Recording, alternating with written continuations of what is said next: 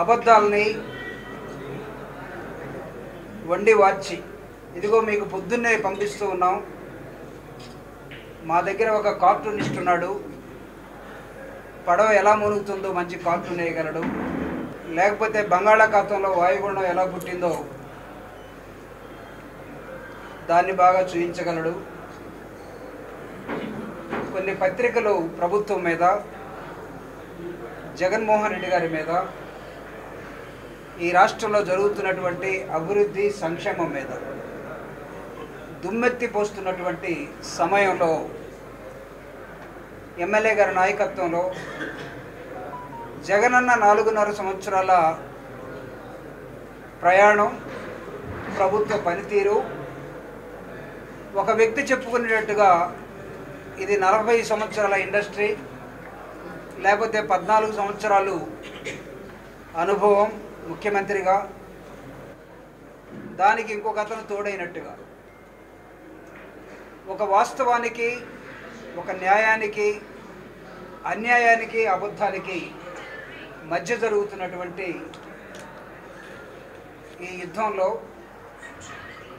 నమ్మలేనటువంటి జీవితంలో ఇతన్ని నమ్మకూడదు అని ముద్రేసుకున్న చంద్రబాబు నాయుడు, ఆయనకు తోడుగా అసలు ఇతనికి నిలకడే లేదు, ఎటు పోతాడో ఎటు వస్తాడో తెలియదని ఇంకొక అతను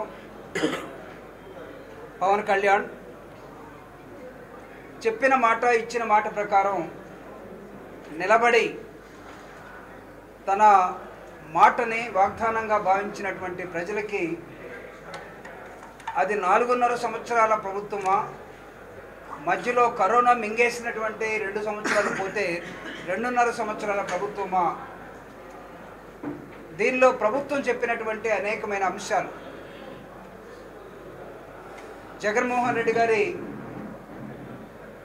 2 పాదయాత్రలు, ఒకటి ఓదార్పు యాత్ర, రెండవది ప్రజా సంకల్ప యాత్ర, రాష్ట్రం మొత్తం కలిగి తిరిగి ఈ రాష్ట్రంలో ఉన్నటువంటి పేదరికాన్ని, ఈ రాష్ట్రంలో ఉన్నటువంటి ప్రాంతాల్ని, ఈ రాష్ట్రంలో ఉన్నటువంటి అవిద్యని, ఈ రాష్ట్రంలో ఉన్న కులాల్ని, ఈ రాష్ట్రంలో ఉన్న మతాల్ని, పేదరికాన్ని అర్థం చేసుకొని ఒక 4 పేజీల మేనిఫెస్టోని తయారు చేసి ఆ 4 పేజీల మేనిఫెస్టో 4.5 సంవత్సరాల్లో ఒక 24 పేజీల బుక్లెట్గా, ఎవరి దగ్గరైనా జగనన్న నువ్వే మా నమ్మకం అనే పుస్తకం ఉందా ఇక్కడ, 24 పేజీల ఒక పుస్తకాన్ని తను ఏం చేశాడో ఈ 4.5 సంవత్సరంలో దీన్ని ప్రజలకు చెప్పండి.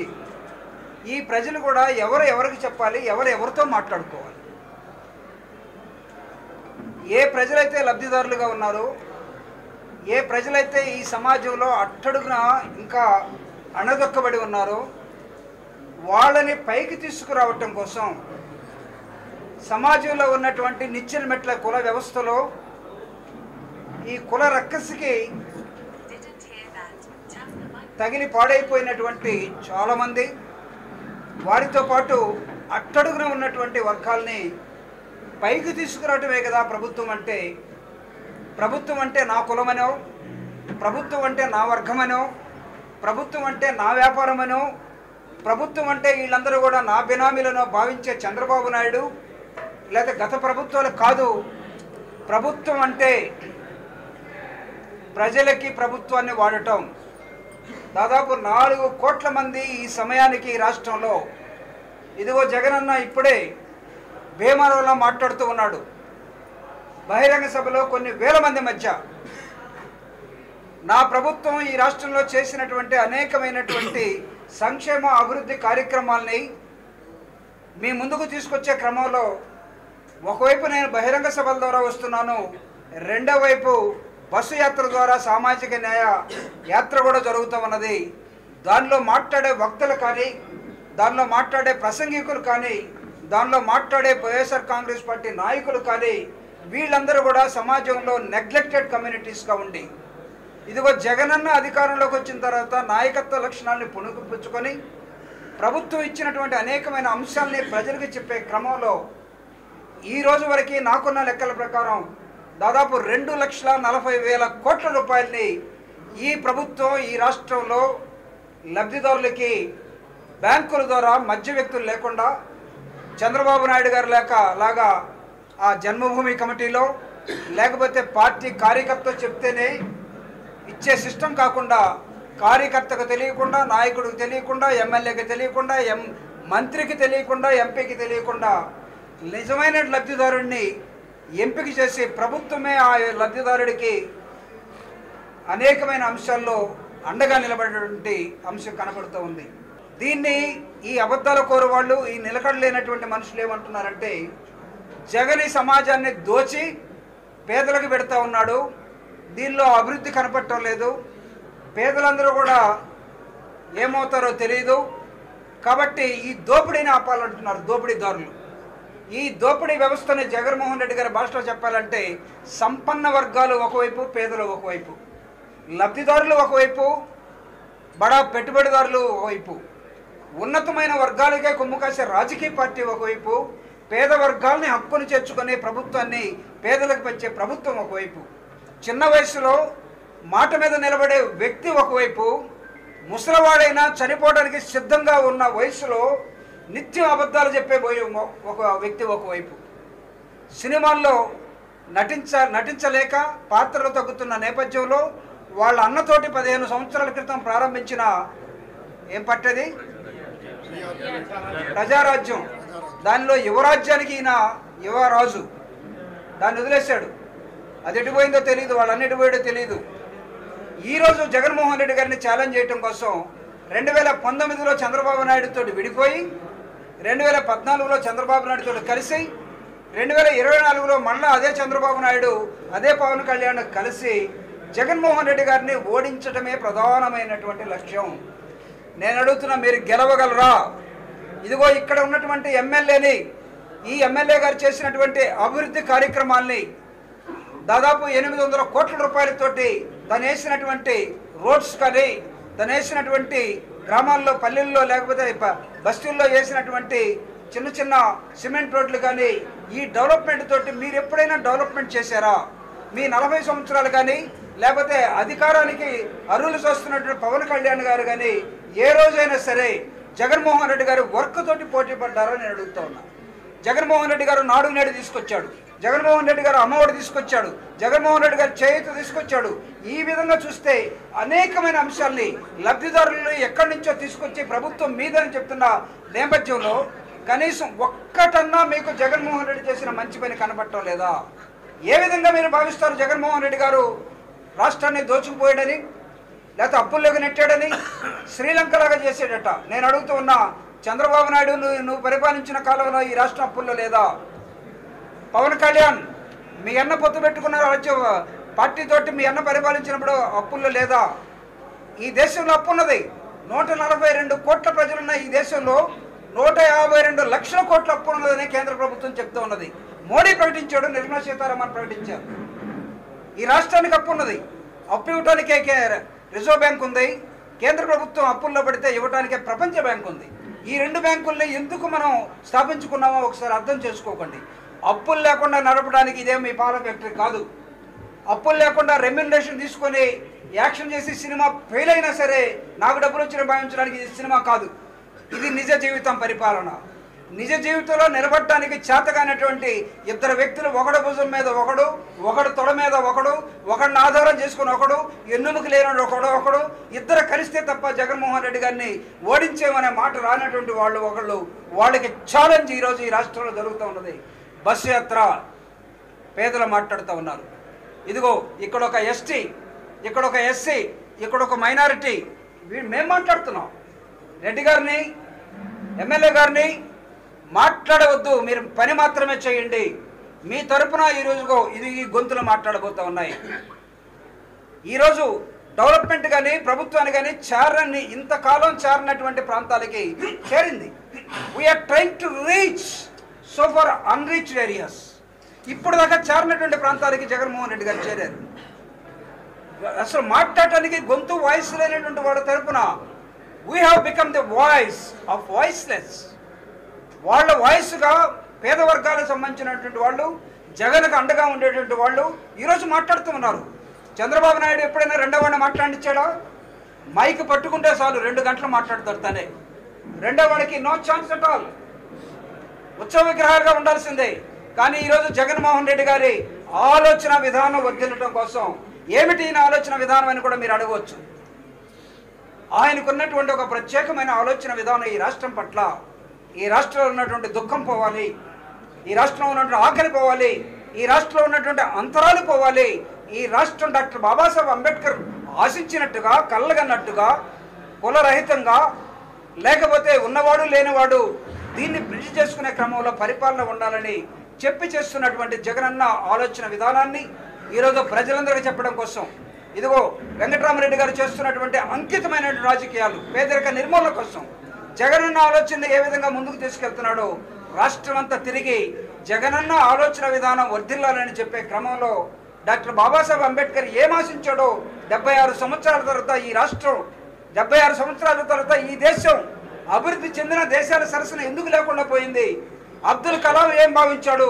అబ్దుల్ కలాం 50,000 మందితోటి మాట్లాడితే 50,000 మందిలో ఈ దేశం అభివృద్ధి చెందడం కోసం మనం ఏం చేయాలి అనే ఒక ఆలోచన తీసుకోవడం జరిగింది.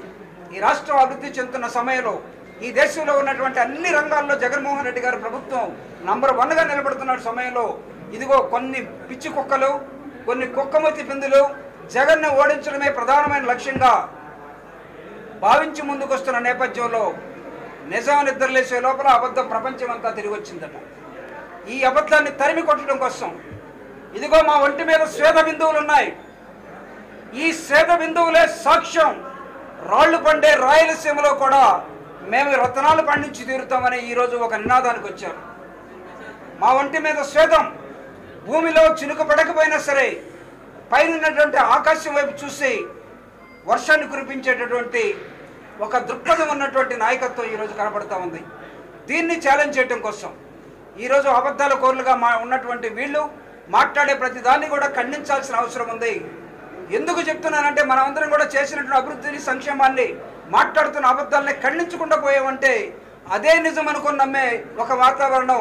కొన్ని పత్రికలు 1, 2 కొన్ని ఛానల్స్ పొద్దున్న లేచిన కానించి సాయంత్రం దాకా అదే పనిలో ఉండిపోయాయి. ఆ ఛానల్స్కి ఇంకో పని లేదు, ఆ పత్రికలకు ఇంకో పని లేదు. అన్ని అబద్ధాలు రాయటం, చేతనైతే మీరు నమ్మండి అని చెప్పడం, సోషల్ మీడియాలో అబద్ధాలు చెప్పడం, మీరు నమ్మండి అని చెప్పడం.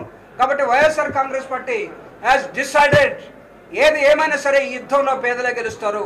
సంపన్నుల తరపున ఉన్నటువంటి చంద్రబాబు నాయుడు ఓడిపోవడానికి సిద్ధంగా ఉన్న నేపథ్యంలో దింపుడు కళ్యాణ ఆశతోటి ఇదిగో మేమే గెలుస్తున్నాం అని చెప్పుకొని ప్రజల మనోభావాల్ని, ఆలోచనని మార్చడం కోసం మైండ్ గేమ్ ఆడుతున్నటువంటి వీళ్ళని ఖచ్చితంగా ప్రజా కోర్టులో శిక్షించాలని, రాబోయే ఎన్నికల్లో వైఎస్ఆర్ కాంగ్రెస్ పార్టీ అత్యున్నతమైనటువంటి స్థానంలో రెండవసారి ముఖ్యమంత్రిగా జగన్మోహన్ రెడ్డి గారిని చేయడానికి ప్రజలు భావిస్తున్న నేపథ్యంలో ఈ ప్రెస్ మీట్ జరుగుతూ ఉన్నది. దేశవ్యాప్తంగా జగన్మోహన్ రెడ్డి గారు ఏ రాష్ట్రంలో ఎలా ఉందో మొత్తాన్ని కూడా రీసెర్చ్ చేశారు. 1-2 అంశాలు ఉద్యోగస్తులు అడిగిన వాటిల్లో మేము అనుకున్నది చెప్పింది చేయలేకపోయాం. We're admitting our mistake very openly. It doesn't mean that అది అసలు ఉద్యోగస్తులకి ఏమి ఇవ్వట్లేదని ఎవరైనా అనుకుంటే పొరపాటు. దాదాపు 3.5 లక్షల ఉద్యోగాలు జగన్మోహన్ రెడ్డి గారు రావడంతో ఇచ్చినటువంటి ఈ విలేజ్ సెక్రటేరియట్స్ కానీ లేకపోతే మిగతా ఏపీవీఎస్ ద్వారా వచ్చినాయి కానీ దాదాపు 4.5 లక్షల ఉద్యోగాలు రావడం జరిగింది ఈ రాష్ట్రంలో. అసలు ఉద్యోగాలు రాలేదు, ఉద్యోగస్తులు ఏదో మా మీద కోపంగా ఉన్నారు. ఇది ఉద్యోగస్తుల ఫ్రెండ్లీ గవర్నమెంట్. నేను కూడా మినిస్టర్ ఆఫ్ డిఫెన్స్లో 17 సంవత్సరాలు ఉద్యోగం చేసి వచ్చాను. డిఏ ఏంటో తెలుసు, బేసిక్ ఏంటో తెలుసు, లేకపోతే హెచ్ఆర్ఏ ఎలా ఉంటుందో తెలుసు, వీటన్నిటి తెలుసు. అన్నీ కంపేర్ చేయండి, అద్భుతంగా ఉన్నటువంటి రాష్ట్రం ఇది. సో కాబట్టి ఉద్యోగస్తులు అన్హ్యాపీగా ఉన్నారు అనే ఈ అబద్ధ ప్రచారాన్ని దయచేసి ఆపండి. నేను అడుగుతున్న being an employee, ex employee, no employee is unhappy with this government. అయితే కొంతమంది ఉండవచ్చు, చంద్రబాబు నాయుడు అనుకూలులు ఎవరైనా ఉన్నట్లయితే, చంద్రబాబు నాయుడు ఉన్నప్పుడు కూడా ఇతను రోజు ఇబ్బంది పెడుతున్నారని రోజు తిట్టుకునే బ్యాచ్ ఉంది. జగన్మోహన్ రెడ్డి గారు ఇబ్బంది పెట్టడం లేదు. ఉద్యోగాన్ని ఉద్యోగం లాగానే చేయండి. 9 గంటలకు ఆఫీసు రండి, 5 గంటలకు వెళ్ళండి. ఖచ్చితంగా చేయాల్సిందే. ఈరోజు స్కూల్స్ కానీ లేకపోతే హాస్టల్స్ కానీ సెక్రటేరియట్ కానీ మనం ఎప్పుడో ఒక 30 సంవత్సరాల క్రితం పబ్లిక్ సెక్టర్లో పెట్టుకున్నటువంటి ఈ ఏమంటాం తంబేసుకొని పోయేదాన్ని బయోమెట్రిక్ అంటే మీరు మీ నోట్తో చెప్తారు లేదని అడిగాను. బయోమెట్రిక్ 20 సంవత్సరాల క్రితమే పబ్లిక్ సెక్టర్లో వచ్చినాయి, ప్రైవేట్ సెక్టర్లో ఎప్పటి నుంచో ఉన్నాయి. మీరు ప్రైవేట్ సెక్టర్కి వెళ్ళి చూడండి. ఇప్పుడు ఉదయం 8ంటికి వెళ్తే సాయంత్రం 10 దాకా రాగలరా? ఈరోజు బ్యాంకింగ్ వ్యవస్థను చూడండి. నేను నిన్నే హైదరాబాద్లో యూనియన్ బ్యాంక్ వెళ్తే around 9 o'clock in the night they are still working. వాళ్ళే మేము 5 గంటలకు పోతామని అన్నట్లా. There is a work, they are working. So కాబట్టి employees are very very happy. 1-2 అన్హ్యాపీగా ఉన్నంత మాత్రాన, అబద్ధాలు చెప్పినంత మాత్రాన డోంట్ ట్రై టు జనరలైజ్. ఏదో జగన్మోహన్ రెడ్డి గారి పార్టీ ఓడిపోతున్నట్టుగా అన్న చెప్పిన దానికి కొంచెం నేను ఎక్స్టెండ్ చేస్తా. చంద్రబాబు నాయుడు గారు మార్పు చేసుకోలేదా తన ప్రభుత్వంలో ఉన్నప్పుడు? చంద్రగిరి నుంచి కుప్పం ఎందుకు వెళ్ళాడు అతను? చంద్రగిరి నుంచి కుప్పం ఎందుకు వెళ్ళాడు? ఓడిపోతాడని కాదా? మేము కూడా ఎక్కడైనా మిస్టేక్ ఉంటే, ఎవరైనా ఎమ్మెల్యేలు కొద్దిగా ల్యాగింగ్లో ఉంటే, అన్న చెప్పినట్టుగా సర్వీస్ ఆయన మా సర్వేలో కొద్దిగా ఇది వస్తే అతన్ని తీసేసో, లేకపోతే ఇంకో ప్లేసుకు పంపో, లేకపోతే అతనికి బాబు నువ్వు కాదులే ఇంకొకటి పెడతావు అని చెప్పి చేసుకుంటావు. It is our party and our wish. 175 స్థానాలు ఎవడెవడికి ఇవ్వాలి? Who is the right man trying to put in the right place. దీనిలో మీకెవడికి హక్కు ఉంది? అసలు మీకంటే మీకు కాదు, ప్రతిపక్షాలకి ఎవడికి హక్కు ఉంది? చిరంజీవి, నేను అడుగుతున్న Pawan Kalyan, can you at least identify your candidates in 175 constituencies? 24 సీట్లకే 15 సీట్లుగా పరిమితం అవుతున్నాడు. 15 సీట్లు గట్ట సిగ్గు వాళ్ళ అన్నకు 18 వచ్చినాయి. ఇతను 15కే పరిమితం అవుతున్నాడట. ఇతను ముఖ్యమంత్రి అవుతాడట. ఇతనికి ఒక కళ ఉందట. ఇతను ఏం చదువుకున్నాడో మాకైతే అర్థం కాలేదు. నెల్లూరు పోతే మా నాన్న డిగ్రీ చదివించానంటాడు, రాజమండ్రి పోతే నేను ఇంటర్మీడియట్ ఫెయిల్ అంటాడు, అనంతపూర్ వస్తే నేను 7th క్లాసే చదువుకున్నాను అంటాడు. ఇతను సినిమా అంటారు పోయి నేటానికి క్యా బోల్ రే క్యా? తెలంగాణ పోతే ఆ బర్రె లెక్క ఎక్కడరా? She is more better than Pawan Kalyan. So మీరు పవన్ కళ్యాణ్ దగ్గర పెట్టుకొని జగన్మోహన్ రెడ్డి గారు సీట్లు మార్చేస్తున్నారు. మార్చేస్తే నీకేంటయా? మా లక్ష్యం మేము చెప్తున్నాం ఈ రోజు కూడా. So our target is 175 out of 175. మీరు ఉన్నటువంటి మై డియర్ ఫ్రెండ్స్, మీ పిల్లవాడిని, మీ పాపని మీరు నారాయణలో చేర్చాలని చూస్తారా, లేకపోతే టీచర్లను బడిలో చేర్చాలని చూస్తారా? మంచి ఎస్టాబ్లిష్మెంట్ ఉన్న స్కూల్లో చేర్చాలని చూస్తారా? ఐఐటి రావాలని కోరుకుంటారా? ఐఐఎం రావాలని కోరుకుంటారా? లేకపోతే మీకు ఐఏఎస్ రావాలని కోరుకుంటారా? లేకపోతే మా వాడు ఐఐటి వద్దు ఐటీఎస్ అయితే చాలని కోరుకుంటారా? మీ పిల్లలు మాత్రం, మీరు మాత్రం అద్భుతమైనటువంటి గోల్స్ ఉండాలి. జగన్మోహన్ రెడ్డికి మాత్రం 175కి 175. అసలు ఎవడు చెప్పాడు? అసలు ఏ రాజకీయ పార్టీ అయినా సరే 175కి 175 పెట్టుకోవాల్సిందే. జగన్మోహన్ రెడ్డి గారు పెట్టుకుంటే దీనిలో ఆశ్చర్యం ఏముంది అసలు? You people are wondering. నాకు బూతులు వస్తున్నాయి ఇంగ్లీష్లో, సార్ బూతులు అనకూడదు. మీకు లక్ష్యం వైపు దృష్టి లేక మీరు అప్పుడప్పుడు వచ్చిపోయే ఉడతలాగా మమ్మల్ని క్వశ్చన్ చేసే క్రమంలో ప్రజల్ని నమ్మించడం కోసం జగన్మోహన్ రెడ్డి దగ్గర నుంచి కొంతమంది బయటకు వస్తారట. ఒకడు వల పట్టుకున్నాడు, ఇంకోటి ఏం పట్టుకున్నాడు, అదేదో ఒక స్టోరీ ఒకటి ఉంది. వల పట్టుకుంటే ఏమైనా పైకి ఎత్తుకుపోయింది. ఏంటి? కొంగలు. ఏముండవు. మారటం అంటారా? ఒకరిద్దరు మారితే ఇది quite natural in politics, quite natural. ఒక్కోసారి కూర బాగా వండలేదని భర్త భార్య మీద కోపడ్డాడు అనుకో, ఆవేమనుకుంటుంది, ఒక ఫోటో సర్దుకోబ్బా, ఒకటి నువ్వు మార్చాలనుకున్నావు, నువ్వేమోయా మాట్లాడటానికి? మేం కదా బాధపడాల్సింది, ఇది మా ఇల్లు కదా. Who are you to enter in to my house? What authority you people having? You don't have any right to talk bad thing, to talk nonsense, rubbish always. మీ చేతనైతే మీరు మీ దగ్గర నుంచి ఓడి పోకుండా చూసుకోండి, మీ దగ్గర నుంచి మా దగ్గర రాకుండా చూసుకోండి. మా 175 ఎలా చేయాలో మాకు